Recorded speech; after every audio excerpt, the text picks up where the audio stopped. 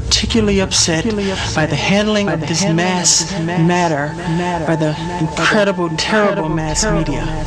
Did he perform sexual acts on you? Did he force you to perform sexual acts on him? What was the nature of the abuse? Yes, exactly what you said. He performed sexual acts on me and forced me to perform sexual acts on him. At every opportunity, the media has dissected and manipulated these allegations to reach their own conclusions. Why did you deny it?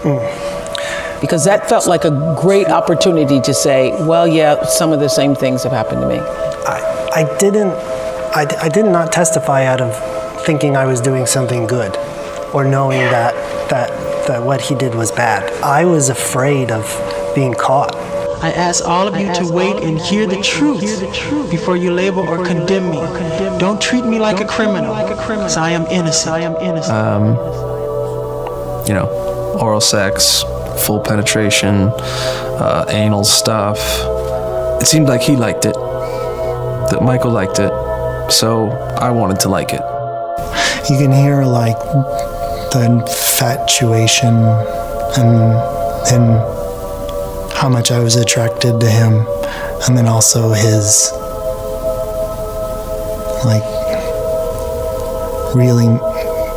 his attraction to you, sort of like making you feel special. I know that you're afraid. You're afraid of us. I don't know the future. I didn't come here to tell you how this is going to end. I came here to tell you how it's going to begin. The Neverland boy rumors, the surgery stuff, the being in his business, calling him a weirdo, and he couldn't do anything. He was a man that was full of joy, but he gave the joy to the world. Michael Jackson, from the time he was that big, did nothing but perform. Right. No life, no kid life, no nothing. So to him, hurting a child, he'd rather hurt an adult if he was going to hurt somebody. He would never hurt a child. This is the last person in the world, because to him, they were the only people that understood him. Keep in mind that until a trial and until somebody has evidence, the nature of the evidence is what matters, not the seriousness of the allegation. Until somebody has some, you shouldn't believe a darn thing because you don't know. When you have somebody who's recognized as quite possibly the single most famous person in the world, and clearly the most recognizable person in the history of modern times. He's been treated like dirt. Michael was much more than a man of song and dance. Michael was a heart that beat for the love of humanity. All-time best-selling albums in history in the Guinness Book of World Records. Overnight, they called me a freak. They called me a homosexual. They called me a child molester. They said I tried to bleach my skin. They made everything to turn the public against me.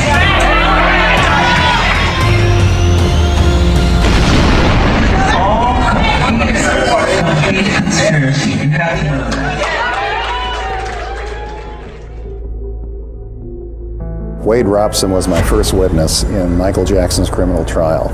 And I had to think long and hard about whether we even needed to put on a defense case, because the cross-examination of prosecution witnesses went very well. But I decided to put on a case, and when you do that, you want to start strong and you want to end strong. I started with one of my strongest witnesses for Michael Jackson, Wade Robson. He was adamant that he had never been touched, never been molested, never been abused, directly or indirectly. I called his mother and sister as witnesses to corroborate what he said, because they traveled on these tours too. I've slept in the same bed as Michael. It's just you watch cartoons, you fall asleep. It's just a friendship. And I know he would never do anything to hurt my brother. He's the nicest guy you've ever met. I've been there when these kids have been in Michael's room. I've been there with them. It's just party time. They watch videos, they eat junk food, they play video games. There's nothing more to it than that.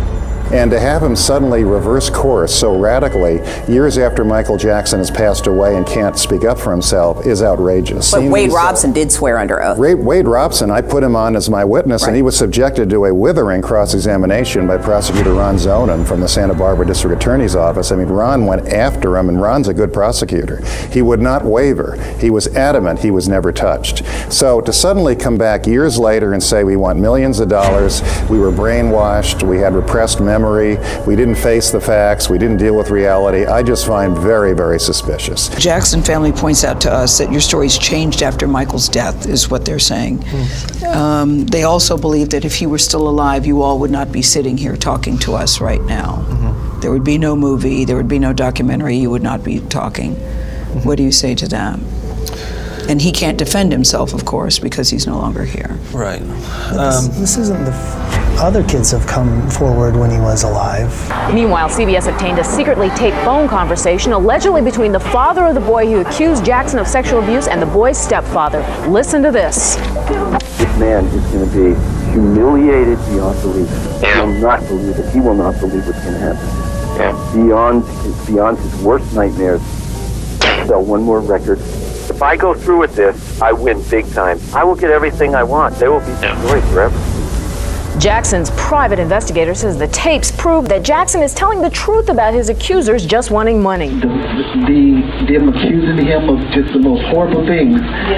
This kid's father has committed suicide because he just couldn't take it, and now the kid has come forth and said Michael never touched him. That's right.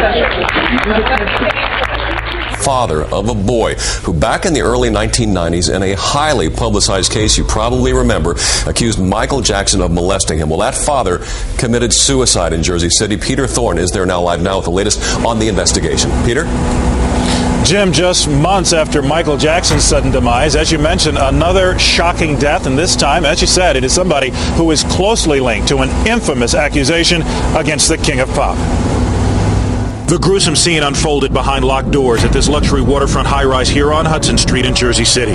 Multiple sources reporting former Beverly Hills dentist turned aspiring screenwriter Evan Chandler was found dead here inside his Jersey City home. Chandler is the father of the boy who once accused Michael Jackson of molestation. Other kids have come forward when he was alive. 12-year-old Gavin and his brother and sister. Gavin met Jackson 2 years ago after he'd been told he was dying of cancer. Isn't that great? Not sick at all. No more cancer.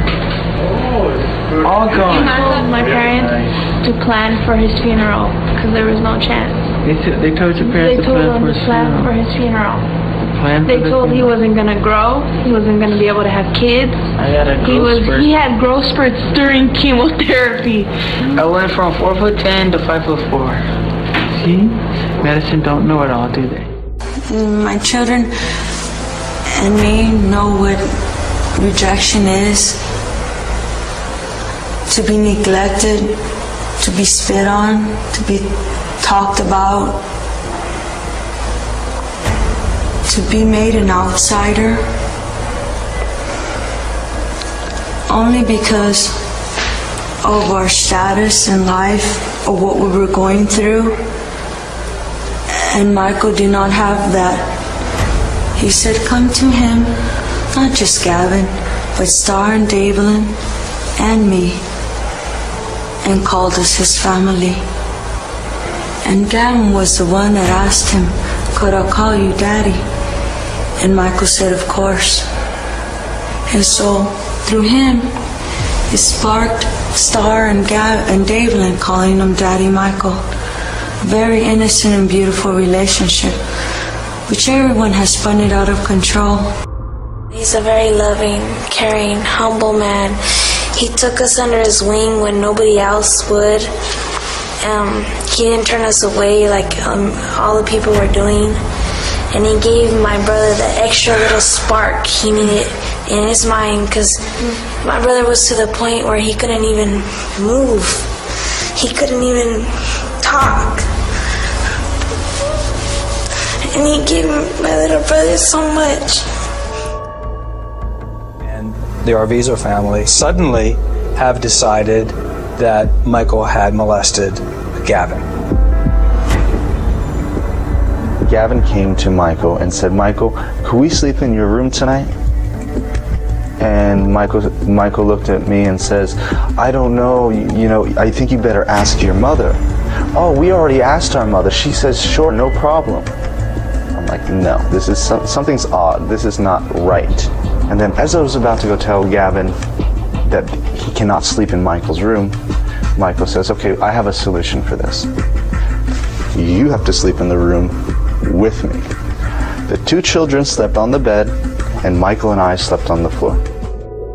Very interesting, Robin, in all of these pages, hundreds of pages, many, many hours of investigation, going to the Philippines, going to Chicago, going all over the country. There's not one scrap of evidence that Michael Jackson ever harmed a child, did anything wrong, committed any crime. It's almost a vindication when you look at this. The FBI looked at all of these matters and said, there's nothing here. Other kids have come forward when he was alive. If you're saying that there's a lot of predators in this industry. It's a many-feathered bird. You said that there was one gentleman in the industry who did not take advantage of you. He was not a pedophile. You said it was Michael Jackson. Of all people. Other kids have come forward when he was alive. He was a god to people, and to me, he was, I knew he was a pop singer, but beyond that, I wasn't one of the fans. I think that's one of the reasons why we connected. They go, oh, you slept in the same bedroom as him. And it's like, I don't think you understand. Michael Jackson's bedroom is 2 stories. And it has like 3 bathrooms and this and that. So when I slept in his bedroom, yeah, but you have to understand the whole scenario. And the thing is with Michael is that he's not very good at explaining himself, and he never really has been, because he's not a very social person. You're talking about someone who's been sheltered and sheltering himself also for the last 30 years, and so he's not very good at communicating to people, and not very good at conveying what he's actually trying to say to you. And so when he says something like that, people, he doesn't quite understand why people react the way that they do. Why do you think he likes young people? It's because it's the same reason why he liked me, was the fact that I didn't care who he was. That was the thing. I talked to him like he was a normal human being, and that's what. And kids do that to him because he's not. He's Michael Jackson, the pop singer, but he's not the god of the king of pop or anything like that. He's just a guy who's actually very kid-like himself and wants to go out there and wants to play video games with you. Video games with you. Video games with you. Video games with you. Video games with you. Video games with you.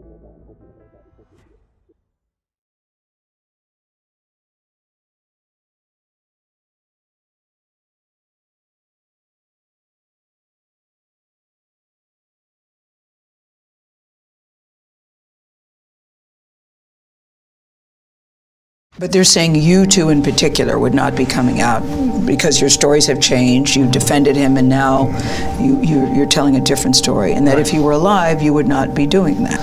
My belief is that we'd still be doing this. Of course, some details may be different. How you doing, Wade? Hey, why did you wait so long to come out about the story? You guys are here for me tomorrow. No more comment. Where are you going to talk about it? You say you can't talk to me about it now? Is it true that you're moving to Hawaii?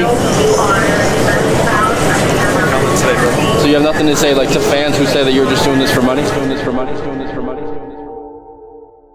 I don't want to watch that Michael Jackson thing. We don't have any hard evidence that he was molesting kids, right? All we have is rumors. Well, here's the thing. And in court, he was acquitted. It just makes me sad. It makes me so sad. But it's also there's a lesson to be learned there in so many different ways. But one of the big lessons to be learned is that you never want to be that famous. That was my takeaway. When I was watching my girl, I go, can you imagine being that famous? And she goes, yeah, it's probably awesome. No, hold on. You know how we like to go to the mall, we like to go out to eat? That's gone. You can't do that anymore. Yeah, that's all gone. That's all gone. People would start a riot. They'll take that away from you. Yeah. Your normal life is not over. You just stay in your house. But that's why he developed an amusement park. He made his house a fucking amusement park. They set this up for him to go grocery shopping. Wow. They had they emptied a grocery store and paid people to be shoppers so he could have the experience of what it's like to be normal. What? Going through a Ralph's or whatever. Yeah. There's no stars like Michael Jackson now. You can't. Right. You can't do it in current society. The dudes in the documentary, the two are we got molested. The one was the number one key witness who's saying he didn't get molested. Okay, well And then now- he shouldn't be able to say anything. And both of them were witnesses. Because that means they And now should go they're to jail. And now they're like, well, no, that's not true. We were young, bitch. You were 20. How old was he? He was in his 20s? Yeah. Well, also, like, isn't that perjury? That means he lied in court? Be fucked. You can't lie in court either way, one way or the other. You can't lie to protect somebody, and you can't lie to accuse someone either. You can't lie. I don't know what the deal is with that. I mean, that seems like that's something they could drag him to court for. And the Jackson came out and went, well, isn't it convenient? You guys are coming out now when you're in financial trouble. Of course. Well, by the way, those two have been clout chasing, have been clickbait for a long time when it comes to Michael Jackson. So, you know, it's kind of hard to believe those two, especially Wade Robson. Right, It's and that's very what a hard lot to of people believe are him. saying at this point. He's very shifty, and it's tough to believe him. Exactly. Said this was a I don't believe a word of anything in this documentary. Okay, Wendy. You met him, didn't you, when you were 14? Yeah, I spent a lot of time with him over a 10-year period, and I first met him at 14. And so what was he like? Well, he was extremely humble, very sweet, very funny, very, very sincere, and just had a very, very gentle, kind energy about him. I spent a lot of time at Neverland. He invited me to Neverland. When you hear these ridiculous claims that Neverland was supposed to be some kind of place to lure people in, it's just outrageous. I've seen it for myself. And, you know, the second time I went, you know, I actually, I really broke down and cried because I saw all the beautiful things he was doing for, you know, underprivileged people, children, folks of all ages, and it just really broke my heart that, you know, we live in a world where someone who has nothing but kindness and goodwill to offer can be so deliberately misinterpreted and made out to be a monster. And I thought, you know what, this will never get exposed. Can you to the world. understand why people might see it as a strange thing to do as a grown man, to invite sort of younger children to come over and stay? Well, he didn't invite anyone ever into his bedroom. He never made invitations That's to people contrary staying to what's said in the documentary. It's not contrary to what Michael Jackson's claimed. And the documentary is one-sided, it's emotionally manipulative. To be like children, to love children, to be as pure as children are, and to make yourselves as innocent and see the world through eyes of wonderment and the whole magical quality of it all. And I love that. And there are, built inside the walls here, beds for some of those sick children who come. And what I realized when I saw that is that you have to be a person who really cares about children to build it into your architecture. Yes. We have children that come who are intravenously, they're very sick and they're bedridden and they Can't sit up. Right, they can't sit up. And these beds, they're hospital beds. You push a button, they move up and they move down, and they're able to watch. We have a magic show. We show the current films, if it's cartoons, anything, you know, and anything so they can escape to that world of magic that they don't get a chance to experience. With Michael, there was a genuine naivety and innocence about Michael, which it's very hard to explain. But did you ever talk to him about that and say, look, this kind of naivety and wanting to be around children, you know, Neverland, which is like never growing up. Did you ever say to him how easily this could be misconstrued when you're a grown he didn't get that. He just didn't understand what, you know, in today's society, it is not really acceptable to behave in the manner that he did, having As his friend, would you not try and make him see that? It's very funny because when I was in his presence, all that stuff fell away. It was like he was irrelevant because he was an ethereal being. He was such an innocent man. Wade Robson, you know, there's a timeline. Wade Robson, first of all, he's doing tributes, he's doing all this stuff once my uncle passed, basically. He goes to the memorial, he dances with Janet for the VMAs. He calls So You Think You Can Dance within 24 hours of my uncle passing, pitching a tribute show. You know, this is stuff that's not out there, but Wade was up for the Circle A job, you know, as director, lead choreographer. It was up to the estate to approve him, and they didn't approve him. And so he ended up starting to write a book, a tell-all book about being sexually abused that he hid from everyone, but that he started trying to get a publisher for and tried to get paid for. And when no publisher would pick it up, that's all of a sudden when he comes out publicly with this abuse claim. But Wade and James are not making any money off this documentary. Well, that's one of the biggest lies, because they have an appeal right now in court for hundreds of millions of dollars against the estate. So they say they're not making any money, but if this works to their advantage, they have a very good possibility of bringing up that appeal case. And you believe that both Wade and James, because you've said that Wade has this history and you've picked holes in his story, but why James? What does James want from this? Well, they both have the same lawyer. First of all, James discovered that he was abused after seeing Wade on Matt Lauer. So, and then he hired the same lawyer. So for me, it's a piggyback situation. The reason I've attacked Wade more is because I know Wade. You know, I don't feel comfortable attacking someone that I don't know. He dated your cousin, was it? He dated my cousin for over 7 years. And it's really interesting because they left that out of the story. And he dated her during the time period that supposedly he's getting molested by my Uncle Michael, which I think is ridiculous, especially since my Uncle Michael was the one that basically brought them together. And so it throws off the whole narrative, you know, of Michael Jackson wanting him only for him, or Michael Jackson taught him to hate women. Well, he introduced him to Brandy. He basically set them up. How did you feel when you heard that a boy was alleging that Michael had abused him? I was shocked too, and I think it's sick, because I know Michael well enough that he wouldn't do anything like that. I know that for a fact. And he asked the whole family to come back to the ranch, his place that night, Neverland, and we ended up staying there for like a week. That must be every kid's dream. I mean, my dream would have been to go there too. Yeah, I mean, it's Disneyland. You know, his house or shelter was just the best thing in the world. One of the things I noticed about you, and this goes back to why I said you were a stand-up guy, we covered the trial, and you were one of the few people to stick up for him. And why do you think that was, and why was it important for you to stick up for him? Because he's always been a friend to me. That's what you do for friends, you tell the truth. What are you doing now besides raising your child that you now have? Yeah, things have changed since then, raising a boy. But I'm starting on Cirque du Soleil Michael Jackson show. So it's, you know, the equivalent of the Beatles Love show that they have, or the Elvis show, but for Michael, which is you know, exciting and terrifying all at the same time, because it's such a huge responsibility. But that was why I took it on. You know, Michael was such a huge part of my career and life.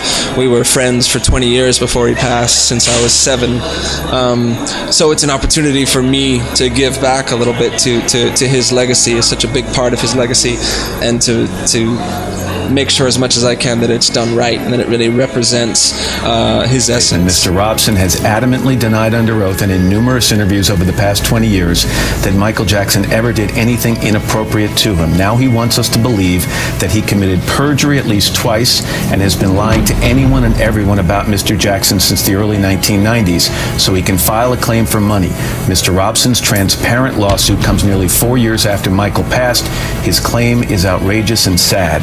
Jermaine Jackson, Michael's brother, said Wade Robson is full of, and then used an expletive. What's your response?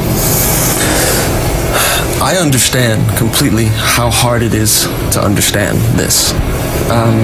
That being said, if you're going to be accused, you're going to say you defended Michael Jackson while he was alive because he was good for your career, and now that he's gone, there's an opportunity here to sue his estate. He can't defend himself and get money. Why didn't you go to the lawyers and do this quietly and try to settle make some kind of a deal? Right. I understand how confusing it is to understand, you know, how hard it is to understand. I get that. But all it takes is a little bit of education into child sexual abuse and realizing how unfortunately typical my scenario is. The trauma and the psychological effects of child sexual abuse last for so long. You know, I had no understanding of this until up to just over a year ago, and I'm just at the beginning of my healing process. I'm sure I'll be dealing with this for the rest of my life.